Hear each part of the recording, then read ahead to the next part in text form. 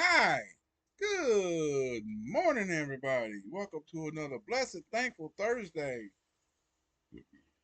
May the 14th, 2026. Today's Devo episode 1586, part 1, with the Days of Praise passage for today. And we're going to be learning about being present with the Lord. From 2 Corinthians 5:8 from Henry M. Moore. So if you're excited, let's get going.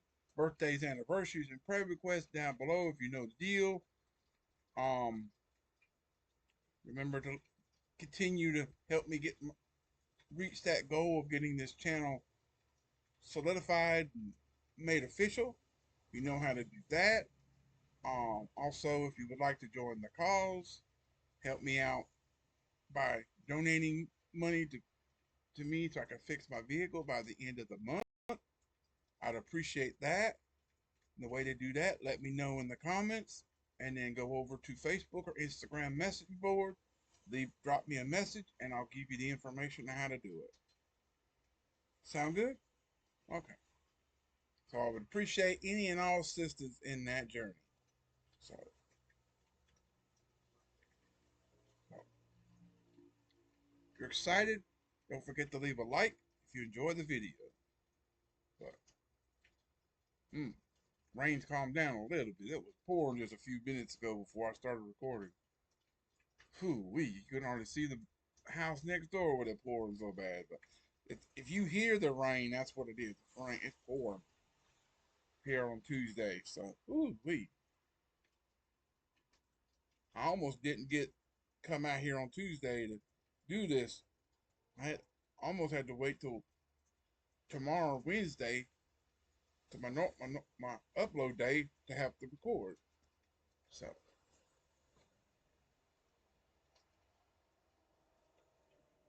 so, but if you hear that in the background, that's what it is. You see the trees swinging, the wind's blowing, pouring down rain. Been pouring for a few minutes before I started recording, but it's calmed down a little bit. So if you're in Florida, you got rain on Tuesday, or you got rain, yeah, on Tuesday, then good for you. I know Florida needs this drenching rain right now with all the wildfires we've been having, so maybe that'll calm down some of those places.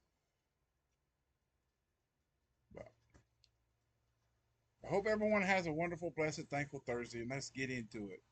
Present with the Lord. And it's a little dark out here because of the clouds and rain, so that's why I'm behind the light. I'm lit up, so at least I got to worry about the glare of the sun.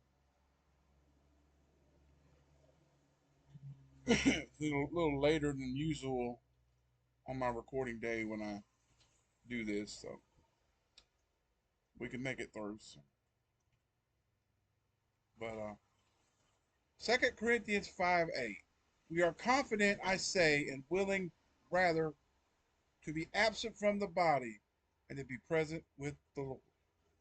That's the way it is. When your soul leaves your body, you are with the Lord. Once you're, once you're absent from the body, you will be present with the Lord. And then judgment, dang it, I forgot to silence that. Hang on a minute. Sorry about that.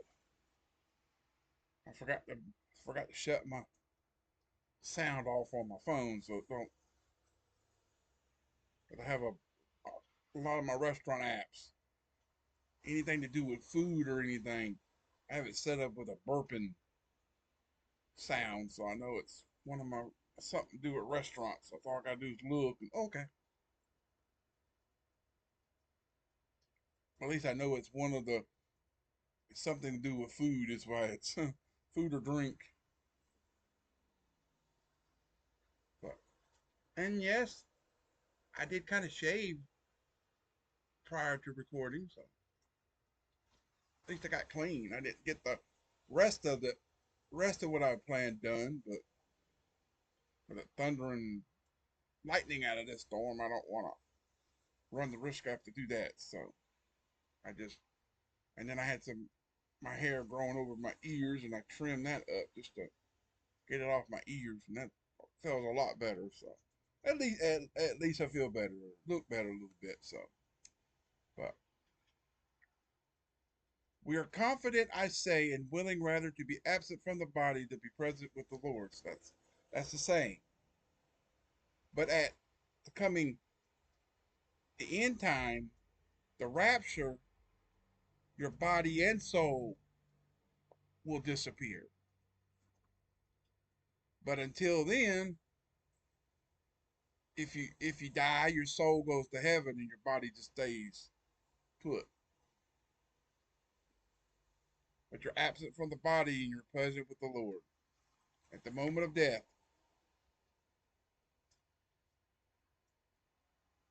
And I don't believe there's a way if you die, your soul just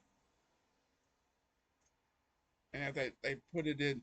Remember the movie Ghost when the characters would you see somebody dying and their soul just from a standpoint you see the soul just lifting out or the Patrick Swayze character he died but he was still was a ghost and he had to right his wrong what he had to get the people responsible for his death for killing him had to get them wrong righted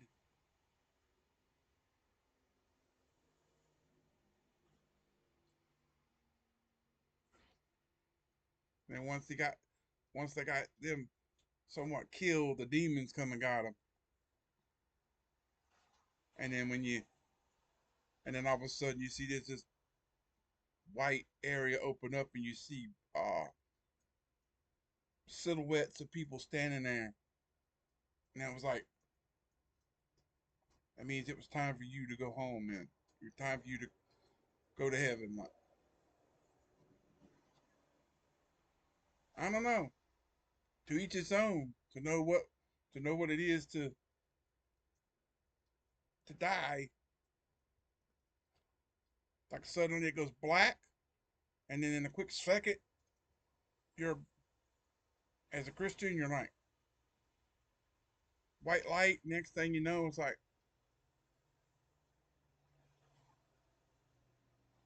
whatever it is whatever it may be it might be you're you're looking in heaven or you're looking at the gates pearly gates or whatever. So this verse has greatly comforted many a sorrowing believer who had just lost a loved one, especially if they know that their parent or child or friend was also a believer in the saving work and person of Christ. Then although they sorrow not even as others which have no hope. 1 Thessalonians 4:13. For that loved one, though no longer in that old body that perhaps had been filled with pain, is now with the Lord. That is, he or she has been given a somewhat indescribable spiritual way in which to function in heaven until the coming resurrection day. Now, that gets me reminded, my brother, he got cremated, but he when they went to cremate him, they had to dig all the metal rods and everything out of him before they could, because the metal won't burn. I mean, you can heat it to a certain point, but it won't burn in the cremation urn or thing. So they had to take all that metal out of him just to cremate him. So oh my word, that was a they had to cut all that stuff out.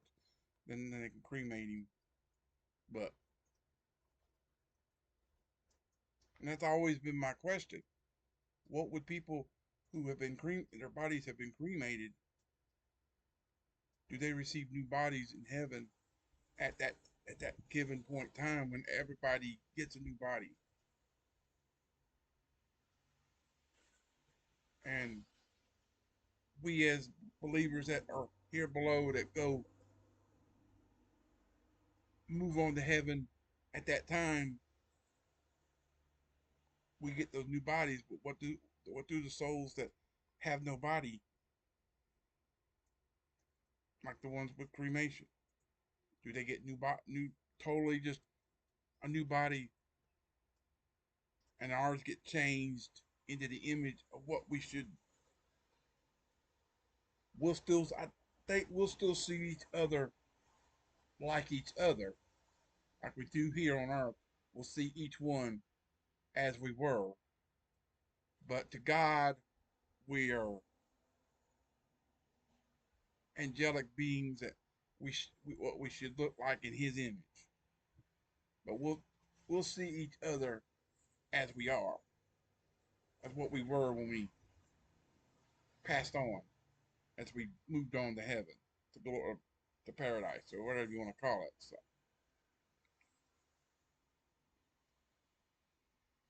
So, although that may not yet be the wonderful life that awaits them in their glorified, resurrected bodies in the ages to come, they will be with Christ, which is far better than this present life. Philippians 1:23. And there are a number of sincere believers who argue that dead Christians will simply sleep until He comes again to raise the dead. Nope. Their bodies will sleep, but the souls are not there. They're just empty shells. Those ones that are buried. While certain case may be developed for this soul sleep concept, it is hard to see how that could be far better than this present life. Paul said that he had a desire to depart and to be with Christ, and also that to me to live is Christ and to die is gain. Philippians 1:23-21. So that depart and be with Christ is 23, and then to live is Christ and to die is gain is 21. But what gain could there be for him in simply sleeping instead of continuing to live in Christ? Just like that passage says, to be absent from the body is to be present with the Lord. You know that. You're no longer held down by the body.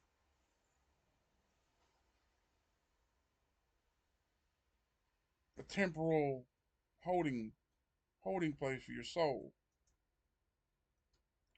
So the scriptures do not reveal much about the intermediate, as it has been called, but there is that intriguing verse about being compassed about with so great a cloud of witnesses, who perhaps are somehow watching us as we run with patience the race that is set before us here on earth. Hebrews 12:1.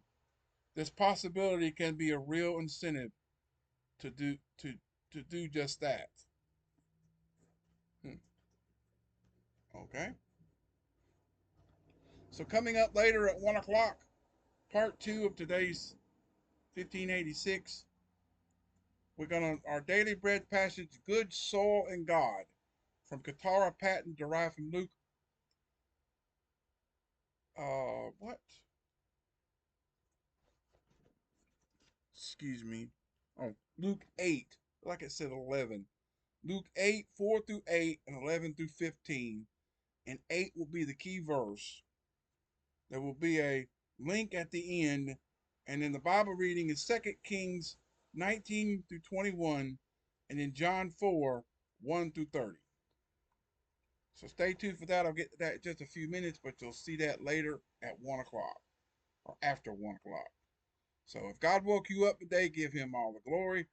Like I've been saying, I love you, appreciate you. Thanks for watching. Hope you enjoyed it. Keep on keeping on and trusting God, and He'll keep you safe in all you say and do, and He'll see you through it. God bless everyone. God bless America in 2026 and beyond. And until later, peace out, everybody. So long. Have a great rest of your blessed, thankful Thursday morning, and come back after 1, where we will have good soul and God. Come back to find out what that's going to be.